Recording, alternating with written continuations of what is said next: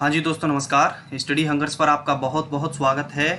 और हम आपके साथ डिस्कस कर रहे हैं बाल विकास एवं शिक्षा शास्त्र की पीईबी में आए हुए पिछले वर्ष के कुछ क्वेश्चंस के बारे में। तो ये सीरीज़ की पांचवा वीडियो है।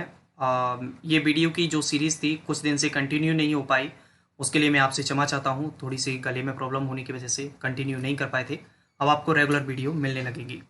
ठीक है, तो चलिए स्टार्ट करते हैं। सबसे पहला क्वेश्चन, आरटीई अधिनियम भारत में निम्न दिनांक से लागू हुआ। जिसे आप लोगों ने अभी तक देखा होगा, इस प्रकार से आता है आरटीई एक्ट 2009। यानी कि आरटीई की फुल फॉर्म की अगर हम बात करें तो राइट टू एजुकेशन। ठीक है, और हिंदी में अगर इसकी बात करेंगे तो हो जाता है शिक्षा का अधिकार अधिनियम। शिक्षा का अधिकार अधिनियम। ठीक है, ये पूछा जा रहा है कि यह भारत में कब से लागू हुआ। 4 अगस्त 2009, 1 अप्रैल 2010, 1 अप्रैल 2008, 1 अप्रैल 2011। तो यह संपूर्ण भारत में लागू हुआ 1 अप्रैल 2010 से। ठीक है, तो ये इम्प्लीमेंटेशन की बात पूछ रहा है, लागू होने की, इसलिए 1 अप्रैल 2010 इसे अच्छे से याद रखें। इससे रिलेटेड कुछ और भी फैक्ट हैं जो हमारी परीक्षा की दृष्टि से महत्वपूर्ण हो सकते हैं। जैसे कि इसमें कितने साल से कितने साल तक के बच्चों के लिए, तो ये 6 से 14 वर्ष के बच्चों के लिए निःशुल्क और अनिवार्य शिक्षा की बात कही गई है। 6 से 14 वर्ष के बच्चों के लिए। ठीक है, कई बार पूछ लिया जाता है इसमें कितने से कितनी कक्षा तक की बात कही गई है। तो बच्चों को जो फ्री एजुकेशन दी जाएगी वह फर्स्ट क्लास से लेकर 8th क्लास तक के लिए बात कही गई है, कक्षा 1 से कक्षा 8 तक के लिए। ठीक है, अगला क्वेश्चन है, एक प्रभावी कक्षा वातावरण का सार है। यानी कि एक इफेक्टिव क्लासरूम एनवायरनमेंट इज पूर्ण शांति हो, उसमें विभिन्न प्रकार के शिक्षण सहायक उपकरण हो, जीवंत छात्र शिक्षक बातचीत हो और सख्त अनुशासन हो। तो एक प्रभावी कक्षा वातावरण का सार है एक लाइवली स्टूडेंट टीचर इंटरेक्शन। यानी कि शिक्षक और छात्र के बीच अच्छे से बातचीत हो, यानी कि बच्चा अपनी बात शिक्षक के समक्ष रख सके और अपनी समस्याओं का समाधान करवा सके, और जो शिक्षक है वो ज़्यादा से ज़्यादा बच्चों के डाउट क्लियर कर सके। अधिगम के मानववादी सिद्धांतों के अनुसार शिक्षार्थियों के व्यक्तिगत विकास के लिए, देखिए पर्टिकुलर फोकस कर रहा है, व्यक्तिगत विकास के लिए निम्नलिखित में से क्या प्रासंगिक है। आत्महित, आत्मसम्मान, स्वार्थ, आत्म अभिव्यक्ति। तो व्यक्तिगत विकास कब हो पाएगा, तो व्यक्तिगत विकास उस स्थिति में होगा जब हम ज़्यादा से ज़्यादा अपनी आत्म अभिव्यक्ति कर सकेंगे, अपनी बात को दूसरों के समक्ष रख सकेंगे। तो सेल्फ एक्सप्रेशन यानी कि आत्म अभिव्यक्ति, फोर्थ इसका आंसर हो जाएगा। स्मृति यानी कि मेमोरी की बात कर रहा है, और सूचना निम्न में भंडारित होती है। तो जो हमारी मेमोरी में जो इंफॉर्मेशन स्टोर होती है वह किस रूप में होती है। एटीएम, एलटीएम और एटीएम, एसटीएम और एलटीएम केवल कार्यकारी स्मृति। तो देखिए यहाँ पर हम बात करें तो ये जो हमारी मेमोरी जो स्टोर होती है वो होती है शॉर्ट टर्म मेमोरी और लॉन्ग टर्म मेमोरी। तो एसटीएम और एलटीएम याद रखें। ठीक है, ये शॉर्ट फॉर्म है, ये एसटीएम शॉर्ट टर्म मेमोरी और लॉन्ग टर्म मेमोरी। परीक्षा में पूछा जा सकता है, अगर कुछ समय के लिए अगर आपको मेमोरी स्टोर करना है और तुरंत उसको उपयोग लेना है तो शॉर्ट टर्म में यूज़ करते हैं, और कुछ समय बाद अगर आपको उसको यूज़ करना है तो लॉन्ग टर्म में। यहाँ पर दोनों की बात हो रही है, इसलिए एसटीएम और एलटीएम दोनों को लगाएंगे। शिक्षण की प्रक्रिया में एक शिक्षक को हमेशा निम्न के लिए कोशिश करना चाहिए। जब आप एक टीचिंग करा रहे हैं बच्चों को, यानी कि पढ़ा रहे हैं बच्चों को, उस समय आपको कैसी कोशिश करनी चाहिए। पर्याप्त गृह कार्य देने की, छात्रों को अच्छी मनोवृत्ति में रखने की, सजा की गंभीरता बढ़ाने की, उचित प्रतिपुष्टि, फीडबैक और प्रबलन देने की। तो ज़्यादा से ज़्यादा शिक्षक को कोशिश करनी चाहिए कि बच्चों को अच्छे से अच्छा फीडबैक मिल सके, यानी कि उन्हें पता चल सके कि उनकी कमियां कहाँ पर हैं, कहाँ पर वह सुधार कर सकते हैं, और उन्हें अच्छे से अच्छा रीइंफोर्समेंट दे सकें, यानी कि उन्हें पॉजिटिव मोटिवेट कर सकें। देखिए ये अच्छा क्वेश्चन है, सबसे अलग या हटकर चिंतन निम्न में से संबंधित है। देखिए दो तरीके से बना देता है, एक तो ये दे दिया हिंदी में इसी तरीके से सबसे अलग या हटकर, और दूसरा आउट ऑफ द बॉक्स।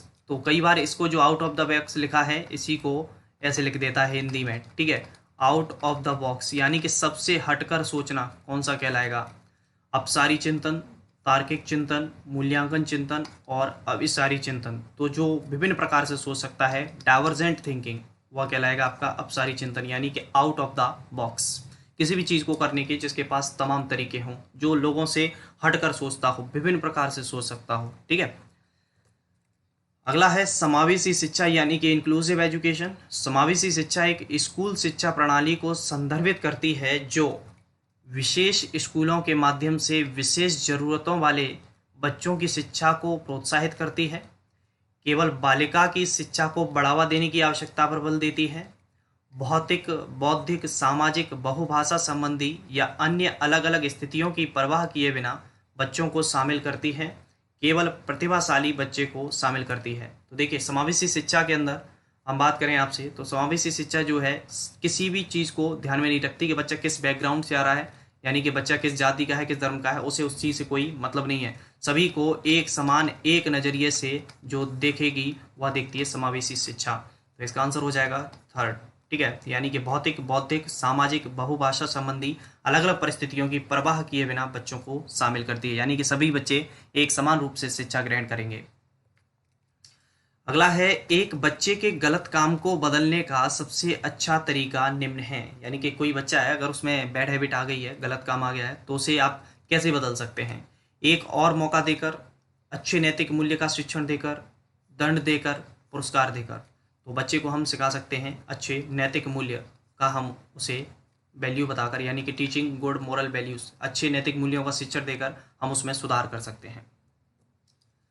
अगला क्वेश्चन है, जब एक ही छात्र के लिए दूसरी बार परीक्षण प्रशासित किया जाता है और उसमें पहले जैसा ही परिणाम प्राप्त हो तो इस प्रकार के परीक्षण को कहा जाता है। ठीक है, यानी कि बच्चे के लिए एक टेस्ट कराया गया और पहले मान के चलो उसके 10 नंबर आए और द्वारा भी किया गया, द्वारा भी उसके 10 नंबर ही आए, तो इस प्रकार का जो टेस्ट होगा, वो परीक्षण होगा, वो क्या कहलाएगा? दोहराने योग्य, विश्वसनीय, वैध, मानक। इस प्रकार का जो टेस्ट कहलाता है वह कहलाता है रिलायबल, यानी कि विश्वसनीय। यानी कितनी भी परिस्थितियों में कितनी भी बार कॉपी को चेक कर लो, समान आंसर आएगा तो वह कहलाएगा विश्वसनीय।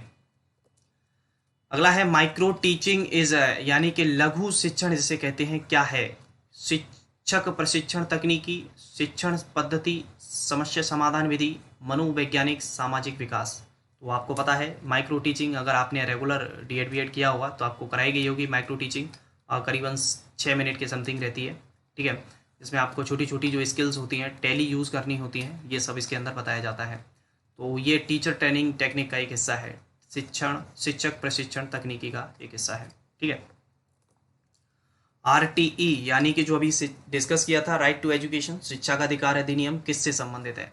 बच्चों को उच्च गुणवत्ता वाली शिक्षा का अधिकार, बच्चों को निःशुल्क एवं अनिवार्य शिक्षा का अधिकार, समानता का अधिकार, अध्यापक शिक्षण का अधिकार। तो यह है right to children to free and compulsory education, बच्चों को निःशुल्क और अनिवार्य शिक्षा का अधिकार। अभी इससे पहले जब क्वेश्चन आया था ये, अभी तो हमने बात की थी, वहाँ पर 6 से 14 वर्ष के बच्चों को निःशुल्क और अनिवार्य शिक्षा दी जाएगी।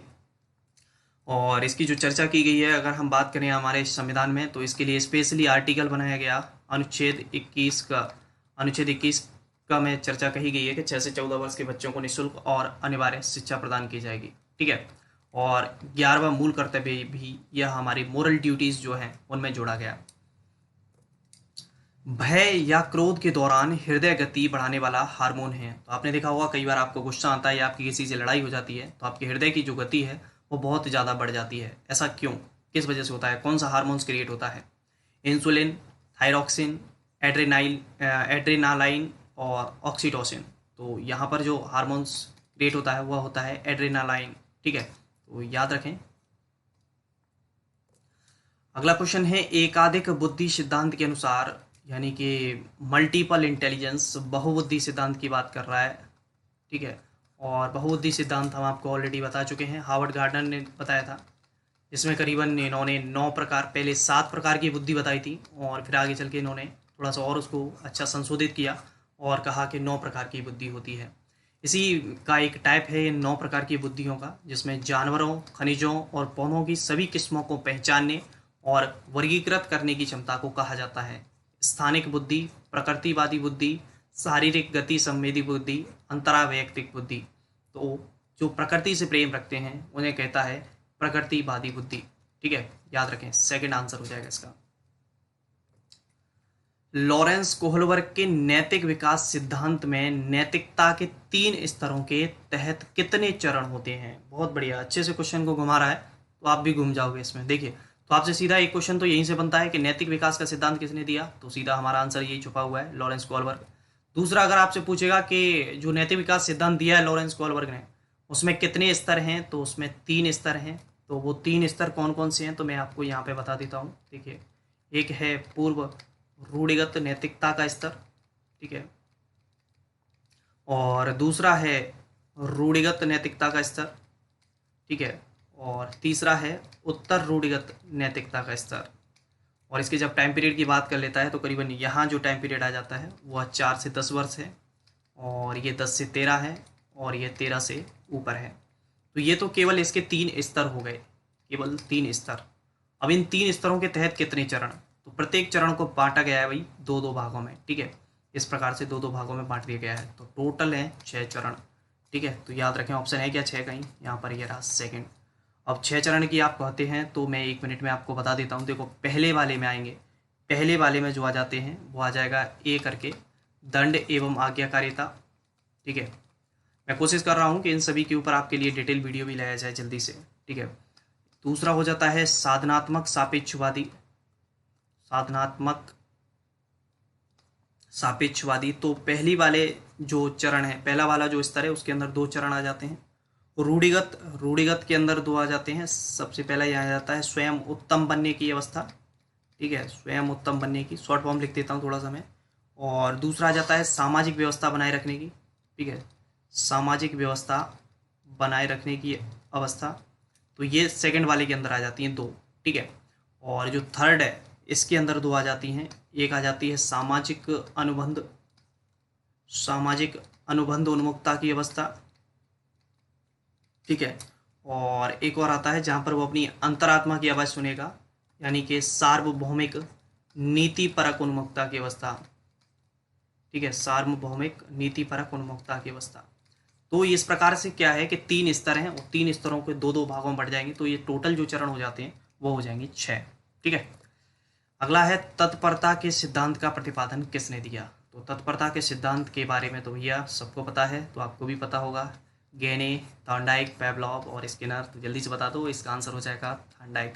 यानी कि थॉर्नडाइक का जो मेजर लॉ था, यानी कि मुख्य लॉ था, मुख्य नियम, उसमें इन्होंने बताया भी था कि तत्परता के नियम में कहा था कि अगर कोई व्यक्ति किसी भी कार्य को सीखने के लिए तैयार है तो उस कार्य को क्या हो जाएगा, तुरंत सीख जाएगा। लेकिन अगर वो उस कार्य को सीखने के लिए तैयार नहीं है, आप उसे ज़बरदस्ती अगर उस कार्य को करने के लिए बिठा देते हैं तो वह क्या है, झुंझला जाता है। वह उसे बैठ तो जाएगा करने के लिए, लेकिन अच्छे से सीख नहीं पाएगा। तो ये थे हमारे टोटल क्वेश्चन जिनको हमने आपके साथ डिस्कस किया।